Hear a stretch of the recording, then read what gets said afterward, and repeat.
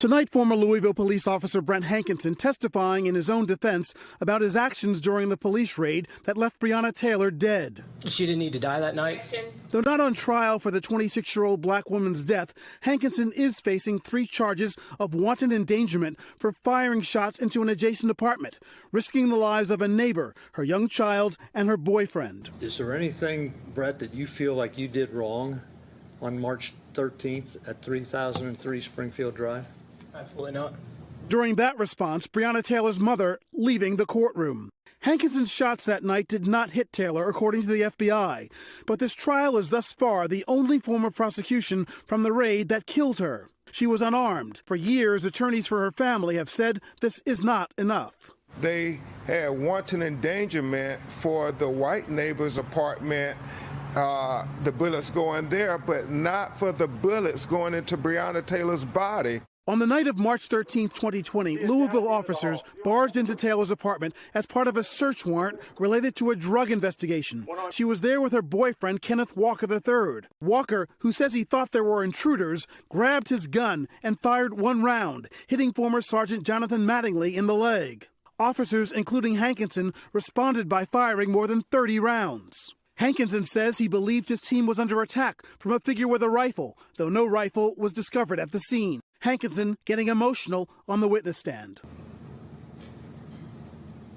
Immediately, Sergeant Mattingly goes down. I knew Sergeant Mattingly was down, and I knew they were trying to get to him. And it appeared to me that they were being executed with this rifle. Hankison says he thought he could stop the threat, first firing into the patio door, then to the bedroom window of Taylor's apartment. No narcotics were found. Say your name! The case sparking national outrage the summer of 2020, highlighted as one of many tragic examples where an unarmed black person was fatally shot. The absence of criminal prosecution for Taylor's death highlighted in this trial as Hankison denies wrongdoing. So what is your bottom line feeling about the trial? About Hankison's guilt or innocence and what this trial is and isn't about? My bottom line feeling about this trial is that it represents a miscarriage of justice, regardless of the outcome. If Hankison is not convicted, then you have an officer who fired his weapon dangerously in public, who's not being held accountable. Even if he is convicted, Breonna Taylor was killed, and yet she receives absolutely no justice. And Ron Allen joins us now in studio. And Ron, both sides have wrapped up their cases. Closing arguments now set for tomorrow. The jury could get this case very soon. Yes, it was a very brief trial. There was only one defense witness, Hankison. He testified on his own behalf. He's basically saying that he acted because Taylor's boyfriend fired first, and he was trying to protect his fellow officers, and that's what his story is. And he even seemed to apologize for firing and endangering the other neighbors.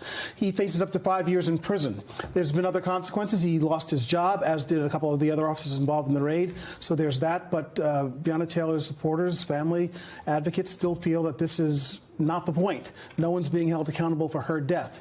The charges he faces deal with the neighbors, not her. And all that leaves people feeling like this is sort of besides the point, this trial. But it is. The serious charges for this individual, and we'll see what the jury comes back with. Thanks for watching our YouTube channel. Follow today's top stories and breaking news by downloading the NBC News app.